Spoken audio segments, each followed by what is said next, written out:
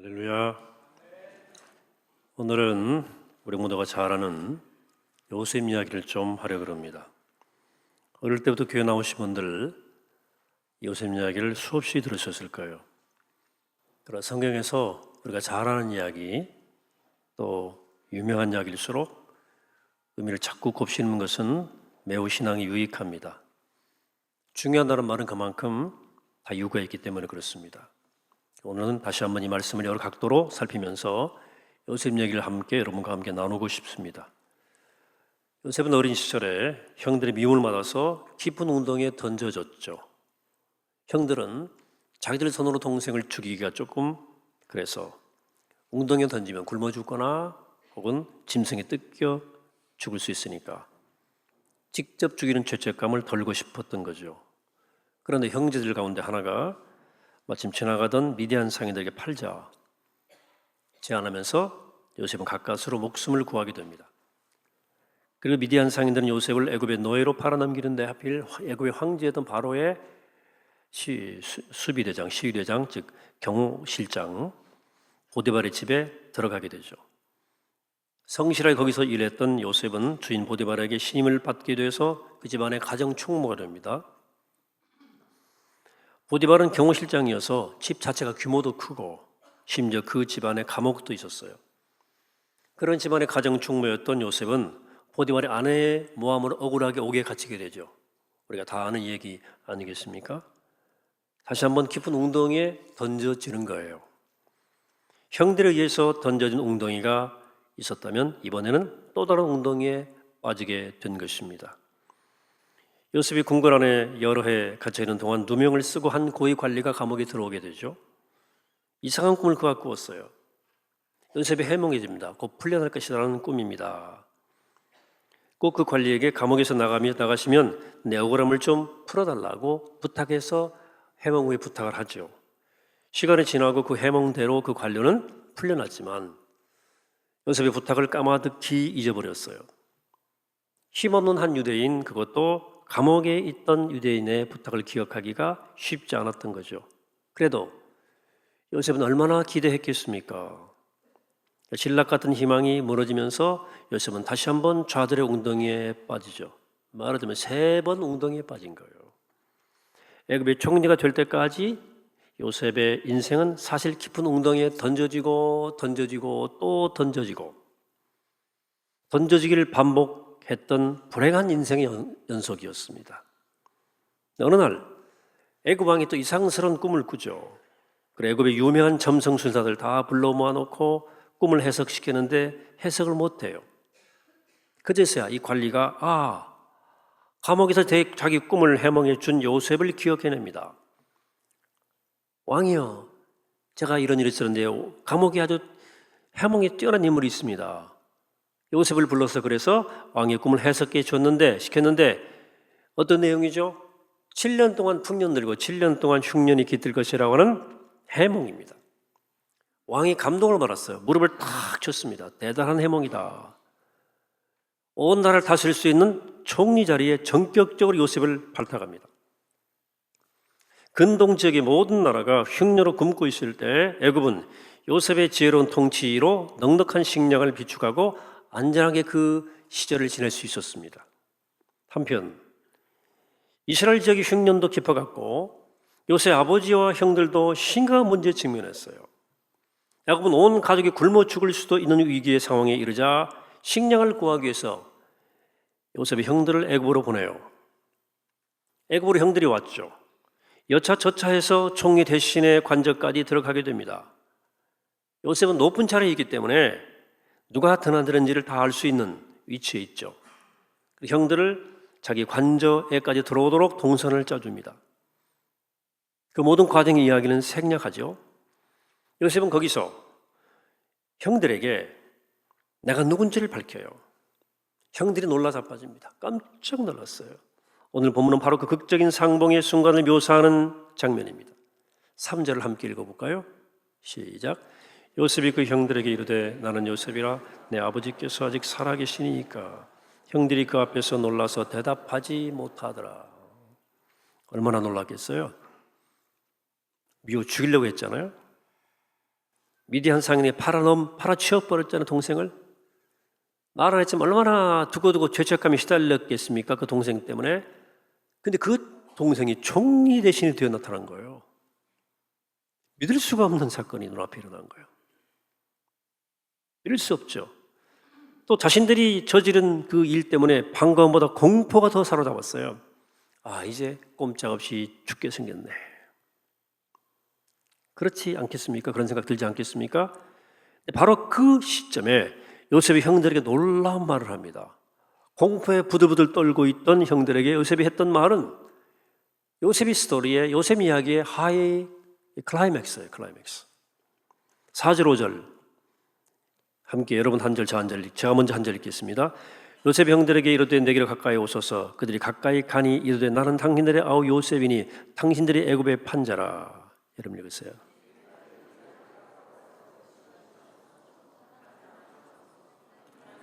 보내시려고 나를 통해 먼저 보내셨나이다.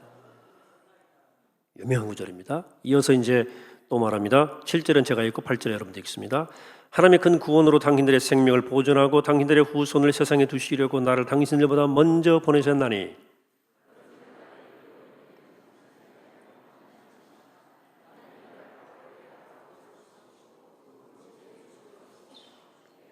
왕의 통치자로 삼으셨나이다. 이것도 굉장히 중요한 말이죠. 성경에 감동적인 스토리들이 많지만 이 이야기 감동적입니다. 어떻게 이런 생각, 이런 말을 할 수 있을까? 깊은 웅덩이에 던져질 때마다 그 깜깜한 절망 속에서 자기를 이렇게 만든 형들에 대한 원망과 한을 쌓아올 법도 했을 텐데 말이에요. 겨우 목숨을 부지하면서 고통스럽게 살아온 지난 세월을 생각해 보면 보자마다 그냥 뭐라도 분풀이해야 되지 않겠습니까? 요셉은 그러면 성인 군자였을까요? 우리는 요셉의 이야기를 대하면서 던질 질문이 있어요. 요셉이 어떻게 이렇게 생각하고 이렇게 행동할 수 있었는지를 물을 필요가 있어요. 여러분들에게 먼저 묻죠. 여러분 어떻게 살고 싶습니까? 정말 억울하게 수렁에 빠져서 힘든 세월을 지내서 자수성가해서 크게 성공했어요. 그리고 나를 정말로 억울하게 수렁에 빠뜨린 그 원수를 대면했습니다. 그때 내 지위와 힘을 이용해서 한번 탁 쳐서 본때를 보여주고 싶습니까? 아니면 요셉처럼 이렇게 행동하고 싶습니까? 가만히 생각해 보면 우리가 카타르시스를 느끼는 것은 앞에 태도예요. 단칼에 한번 치는 거죠. 영화 같은 것들은 그런 장면을 보여주죠. 보고 싶어 하고 권선징악 막판에 그냥 확 그런 거. 그래 그림이 멋있잖아요. 근데 막판에 용서하면 재미가 없죠. 영화 김이 셉니다. 그러나 인생은 영화가 아니니까 우리 인생의 어떤 것이 복일까 하는 거예요. 생각해보면 영화 같은 장면 말고 내가 궁극적으로 살아갈 길이 무엇일까를 생각해보면 바로 요셉과 같은 삶이 답이에요. 그럼 요셉은 어떻게 이렇게 생각하고 이렇게 행동할 수 있었을까? 질문하지 않을 수 없습니다. 여러분 제가 가끔 제 개인적 성장사를 가끔 말씀드리죠. 오늘 맥락과 관련지어 다시 한번 말씀을 드릴게요. 저는 키는 삐쭉 큰데요. 몸이 그렇게 튼튼한 몸이 아닌 몸으로 태어났어요. 코에 알레르기 비염이 있어가지고 어릴 적부터 찬바람 불면 늘 코감기를 달고 살았는데 그냥 코가 안 좋은 줄 알고 당시는 알레르기 비염에 대한 진단과 처방이 요즘 같지 않아서 겨울만 되면 그냥 코가 막히는 거예요. 잘 때 입으로 막 숨을 쉬는 거예요. 그래 아마 폐가 좀 나빠진 것 같아. 얼마나 어릴 때인데 힘들었던 기억이 있어요. 잠을 설치니까. 소화기 약해서 잘 취하기도 하고 또 참을미를 많이 하더라고요. 오장육부가 약하니까. 부모님이 이래저래 많이 챙겨주시고 돌봐주셨죠. 부모님이 고생 많이 하셨죠. 뭐보다 저보다 여동생이 더 약해가지고 걔는 더 골골하니까 내가 아프다는 말도 못하고 그렇게 그냥 성장기를 지나와서 어른 됐어요. 에너지가 넘친 20대 중반에 그만 폐결핵으로 쓰러졌잖아요. 한 2년쯤 투병을 했는데 그때는 비교적 잘 견뎌냈던 것 같습니다. 제 생각에. 문제는 한창 의욕을 품고 막 목회를 하던 30대 후반에 또 다른 질병으로 또 쓰러진 거예요. 이때는 약간 좌절감이 오더라고요. 생각이 복잡해지고 하나님께 조금 삐딱한 마음이 드는 거예요. 이렇게 약한 몸을 가지고 태어난 사람을 왜 목회를 시키시나? 목회는 새벽 기도부터 밤 예배까지 어떤 날은 17시간 근무예요. 수요일 날 15시간. 이런 목회를 왜 시키시나? 아니 목회를 시키시려면 감당을 건강이나 주시고 시킬 것이시지 하는 약간 반항심이 생기더라고. 대체 왜 목사를 만드셔가지고 교인들 미안하게 왜 이러시나? 부임하자마자 제가 골골했거든요. 교인 보기에 너무 미안한 거예요. 목사님 주일 설교만 하세요. 그래서 막 부임했는데 앞으로 제대로 목회를 하겠나 싶고 마음이 참 솔직히 힘들었습니다. 몸이 약해지니까 잠이 깊이 못 들더라고요. 작은 소리도 쭉 잠이 깨요. 하루는 밤에 천둥 번개가 치고 옥수같이 비가 내리는 밤인데 명랑없이 밤에서 깼죠. 잠이 쉽게 안 들더라고요. 안 되겠다 싶어가지고 새벽기도 전한 말씀을 다시 묵상하면서 이러저러 생각을 하다가 기도하다가 생각하다가 그러고 있었어요. 문득 이런 깨달음이 온 거죠. 내가 정말 의욕을 품고 헐헐 날아오르마는 그 한창의 나이, 20대 중반 30대 후반, 정말 한참 때 아닙니까? 이때 하나님이 내 날아오르는 날개를 2번씩이나 꺾으신 이유가 뭐냐 하는 물음이죠. 혹 내가 그동안 날개짓이 정말 하나님이 기뻐하시는 날개짓이었을까? 내 욕망의 날개짓, 내 열심히 날개짓 아니었을까? 그 날개 혹시 가짜 날개 아니야? 하나님의 내 안에 접혀져 있는 이 진짜 날개를 펴주시려고 이러는 건 아닌가? 하는 깨달음이 온 거죠. 내가 지금 꺾였다고 생각하는 날개는 겉날개고 임시 날개, 언젠가 아무 쓸모없는 그 날개가 아니냐. 그래서 진짜 날개, 가짜 날개로 그냥 허둥대다가 헛날개짓 하다가 곤두박질 치지 말고 진짜 날개를 펴고 나라 라고 말씀하신 것처럼 제가 깨닫게 됐어요. 제가 묵상 중에 얻은 깨달음이지만 다른 말로 하면 해석이라고 할 수 있습니다. 해석. 내 삶에 거듭 일어난 좋지 않은 사건들에 대한 저의 해석을 그렇게 한 거예요. 대체 이게 뭐냐? 왜 나한테 자꾸 이런 일이 일어나냐? 우연일까? 나는 운이 없는 걸까? 하나님의 계획이 있는 걸까? 하나님 그럼 나한테 왜 이러시나? 이런 물음에 대해 제가 해석한 거예요.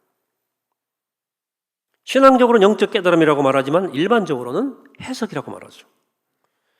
여러분 우리 인생에 일어난 어떤 불행스러운 사건을 해석한 2가지 길이 있습니다. 하나는 있어서는 안 되는 일이 나한테 벌어졌다. 이렇게 해석하는 겁니다. 다른 하나는 일어나야 할 일이 내게 일어났다고 해석하는 것입니다. 크게 이 2가지로 사실은 범주로 분류가 돼요. 그렇지 않습니까? 대부분 고통스러운 일은 있어서는 안 되는 일이거나 일어나야 할 일이 일어난 거예요. 가만히 생각해 보십시오. 내 인생에 좋지 않은 일이 일어났을 때 첫 번째 방식으로 해석하면 내게 있어서는 안 되는 일이 벌어졌다 이렇게 해석하면 불행해집니다. 정말 견디기 어렵습니다. 대부분 이렇게 해석해요. 상처가 되고 슬퍼지고 비참해져요. 하지만 2번째 방식으로 해석하면 일어나야 할 일이 내게 일어났다고 해석하면 힘들어도 돌파구가 보이는 거예요. 아무리 어려워도 받아들이면 돌파구를 찾을 수 있습니다. 불행한 일 속에 담긴 어떤 중요한 의미를 발견할 수도 있습니다. 이미 벌어진 일을 돌이킬 수는 없지만 내 마음에 변화가 일어나요. 밖의 상황은 돌이킬 수 없어요. 하지만 내 안의 상황이 바뀌어요. 그렇게 견디는 거죠. 여러분 그러므로 사실 내 인생에 어떤 일이 일어나느냐 보다도 더 중요한 것은 그것을 어떻게 받아들이고 어떻게 해석하느냐의 문제입니다. 내가 어떤 권한이 일어나느냐 하는 것보다도 더 중요한 것은 그것을 어떻게 해석하느냐가 더 중요하다. 여기서 인생은 딱 갈라져요. 여러분 요셉이 만일 전자의 방식, 즉 내게 있어서는 안 될 일이 일어났다고 하는 식으로 자기 인생을 해석했다면 오늘의 요셉은 없습니다. 자기 인생 비강하거나 무서운 살인자가 될 수도 있어요. 감옥에 갇혀서 자신의 인생을 자살로 마감할 수도 있었을 것입니다. 그러나 요셉은 그렇게 해석하지 않았습니다.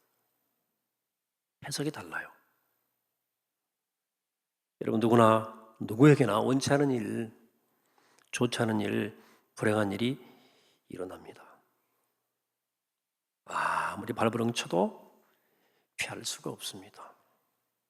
그것이 우리가 사는 인생이라는 거예요. 부인하시겠어요? 그 놀라운 일이 아니고요, 새로운 사건도 아닙니다. 따라서 그런 일이 일어났다는 것이 중요한 게 아니라 그걸 어떻게 받아들이는가, 어떻게 해석할 것인가가 중요하다. 왜? 그 해석이 이후의 삶에 결정적 영향을 끼치는 거예요. 여러분, 좋지 않은 일이 일어났을 때 받아들이지 못하면 이후의 삶은 망가질 가능성이 매우 높습니다. 반면에 괴롭더라도 힘들더라도 받아들이려고 하면 새로운 길이 열릴 가능성이 훨씬 높습니다. 그러면 왜 나한테 이런 일이 일어나느냐?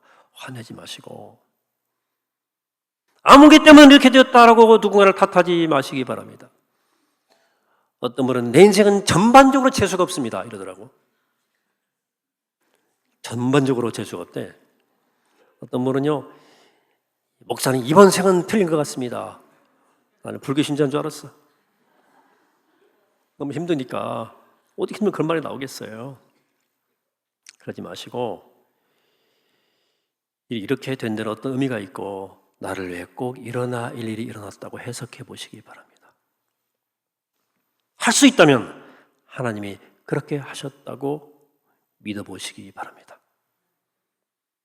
이미 믿음이 있어서 그렇게 고백할 수 있는 분이 있죠. 감사한 분들이에요. 쉬운 일은 아닙니다. 그러나 믿음이 없거나 한 번도 그렇게 해보신 일이 없는 분들도 그렇게 고백해 보시기 바랍니다. 어떻게? 하나님이 하셨습니다. 어려운 질문이죠. 하나님이 하셨습니다. 그리고 그 고백 다음에 내게 어떤 일이 일어나는지 주목해 보시기 바랍니다. 여러분, 해석이 믿음이에요. 어떻게 삶을 해석하느냐, 어떻게 주어진 결과를 해석하느냐가 그게 곧 나의 믿음입니다. 그 믿음은 그리고 내 삶에 결정적 영향을 끼쳐요. 해석이 믿음이라니까요. 딴 게 믿음이 아니고, 따라서 어떤 삶의 결과를 하나님이 그렇게 하셨다고 믿는 것은 믿음이죠. 결코 어리석은 생각이거나 맹목적 신앙이 아닙니다. 우리 지혜로운 생각이고 건강한 신앙입니다. 보통 무슨 일이든 하나님이 했다고 하는 것 맹목적으로 보일 수 있죠. 에이, 저 사람 예수쟁이네. 이렇게 불합리해. 합리적이지 않아. 이렇게 생각할 수 있죠. 말할 수 있고. 여러분, 그러나 합리적인 생각이 우리 삶을 바람직하게 이끌어가는 것 같지만 그렇지는 않아요. 꼭. 신앙적인 믿음이 우리 훨씬 더 올바르게 끌고 갑니다. 저는 여러분들에게 어떤 미신적 사고를 권유하는 게 아닙니다. 저는 매우 합리적 신앙을 강조하는 목사예요. 그러나 삶의 가장 궁극적인 문제, 본질적인 문제, 고난의 문제와 씨름할 때는 이 믿음이 필요해요. 꼭 필요해요. 이번에 반대 경우를 생각해 봅시다. 우리에게 좋은 일이 생겼다 그럽시다. 성공했어요. 내가 원하는 일이 막 일어났어요. 막 돈이 벌려요. 이 경우에도 내게 일어난 좋은 결과를 해석하는 두 가지 길이 있습니다. 하나는 내 노력과 실력으로 얻은 결과라고 해석하는 것입니다. 다른 하나는 하나님이 주셨다고 해석하는 것입니다. 앞의 해석은 일반적이고 상식적 해석이죠. 뒤 해석은 전형적 신앙적 해석입니다. 자, 어떤 해석이 우리 삶에 유익한지 한번 따져볼까요? 내가 내 노력으로 얻은 것이라고 해석하는 것은 나쁜 것도 아니고 잘못도 아닙니다. 하지만 매사 이런 식으로 해석하면 곧 부작용이 곧 생겨요. 운 좋게도 계속 좋은 일이 생긴다. 그 사람 아무도 못 말립니다. 자기를 과신하게 되고 아나무인 교만덩어리 될 가능성이 높습니다. 그런데 인생은 좋은 일만 생기지 않잖아요. 나쁜 일이 생기기 마련입니다. 그러면 과신했던 자기 자신에 대한 실망감이 깊어요. 그 좌절감을요, 감당 못할 수도 있습니다. 따라서 좋은 결과에 대해서 그저 합리적이고 상식적으로만 해석하며 살아가는 사람들에게 성공이나 좋은 일이 때로 독약이 되기 쉬운 거예요. 그런데 좋은 일이 생겼을 때 하나님이 그렇게 하셨다고 해석하는 것, 하나님이 이루어주셨다고 믿는 것은 여러모로 유익하고 소중해요. 우선 교만을 막아주죠. 내가 이룬 게 아니잖아요. 감사하는 마음이 훨씬 더 깊죠. 내가 거둔 성공이지만 그걸 주신 분은 하나님이시기 때문에 그 성공을 의미 있게 그분의 뜻을 위해 쓰려고 애를 써요. 혹 좋지 않은 일이 생겨도 쉽게 좌절하지 않습니다. 어차피 인생은 하나님께 달린 거니까. 그 믿음 때문에. 보세요. 좋은 일이나 나쁜 일이나 하나님이 하셨다고 고백하는 것이 훨씬 안전하고 훨씬 유익합니다. 이게 해석이 이렇게 중요합니다. 내 삶에 대한 해석이 내 인생을 좌우한다. 여러분, 합리적이고 상식적인 해석은 말은 되는데 복잡하고 예측 불가능한 우리 인생의 실제적 답이 되지 않을 때가 훨씬 많아요. 반면에 영적이고 신앙적인 해석은 때로 말도 안 되는 것 같지만 예측 불가능한 인생을 붙들어주고 안전하게 올바른 길로 인도하는 길이에요. 요셉이 남달랐던 것은 인생을 해석하는 방식이 남달랐기 때문입니다. 그는 합리적이고 상식적 해석이 아닌 영적이고 신앙적 해석을 한 사람이었다고 성경 우리에게 말해주고 있는 거예요. 아까 말했죠. 요셉이 만일에 자기 인생을 합리적으로 상식으로 해석했다면 벌써 구렁텅이 빠졌을 때 이상하게 인생이 삐져나가는 거예요. 형들 원망하면서 막 보복의 칼날을 갈랐을지도 모르고 인생 그렇게 평생 소모했을지도 모르고 자기 인생 한탄하고 저주하다가 자살로 인생을 마감했을지도 모르고 그러나 요셉은 그 길을 가지 않았습니다. 그렇게 해석하지 않았다는 말이에요. 그렇게 믿지 않았다는 말이에요. 요셉은 자기 인생에 끝없이 불행이 닥쳐왔지만 하나님이 그때마다 깊은 웅덩이에서 나를 건져 주었다고 해석했어요. 그렇게 믿었어요. 다른 사람이 아니고 형제들이에요. 친형제가 자기를 죽이려고 그랬어요. 그랬으나 하나님이 야곱 가문을 살리고 야곱의 후손들을 살리시려고 계획했던 하나님의 섭리였다고 해석했습니다. 그렇게 믿었다는 말이에요. 하나님이 형님들보다 앞서 자기를 애굽 땅에 보내셔서 많은 사람의 목숨을 살리시려고 그렇게 하신 것이었다고 해석한 거예요. 그렇게 믿은 거예요. 그것이 요셉을 요셉되게 만들었던 무서운 힘이에요. 여러분, 제가 무서운 힘이라는 표현을 쓴 말을 주목하세요. 이런 사람은 무서운 사람이에요. 해석자라는 사람. 여러분도 저도 요셉의 힘, 영적인 무서운 힘을 가지게 되기를 축복합니다. 똑같이 불행을 겪어도 어떤 사람은 좌절하고 무너지는가 하면 어떤 사람은 자기를 돌아보고 기어이 다시 우뚝 일어섭니다. 똑같은 성공을 거두어도 어떤 사람은 교만해지고 어떤 사람은 그 성공을 감사하고 어떻게 그것을 사람과 함께 나눌까를 늘 고민합니다. 왜? 해석이 다르거든. 믿음이 다르기 때문에. 여러분, 내 인생은 내 의지에 달린 게 아니에요. 내 의지로 하는 게 아닙니다. 내 운에 달린 것도 아니에요. 하나님께 달렸습니다. 믿으시기 바랍니다. 내가 살아온 길, 내가 겪는 모든 일들 지금도 그 속에 하나님의 뜻이 들어있어요. 틀림없이 우리를 가장 좋은 길로 인도하시려는 하나님의 은혜의 계획이고 하나님의 은총의 길입니다. 우리도 요셉처럼 하나님이 하셨습니다. 그렇게 고백하는 믿음의 사람 되시기를 바랍니다. 우리도 요셉처럼 요셉의 길을 걸어 은총과 섭리의 사람으로 우뚝 서게 되기를 이 아침에 주 이름으로 간절히 축원합니다. 걸어가신 하나님, 인생의 파도를 헤쳐온 시간들입니다. 하나님, 오늘 저희들 고백하게 하시옵소서. 하나님이 하셨습니다. 하나님이 그렇게 하신 것입니다. 고백은 믿음의 해석을 통해서 믿음의 사람이 되게 하시고 요셉처럼 은총과 섭리 역사를 감당해내는 믿음의 사람 되게 하여 주옵소서. 오늘 저를 깨우쳐 주시고 축복하심을 감사드리옵고 우리의 주인 되신 예수님의 이름으로 간절히 기도하옵나이다. 아멘.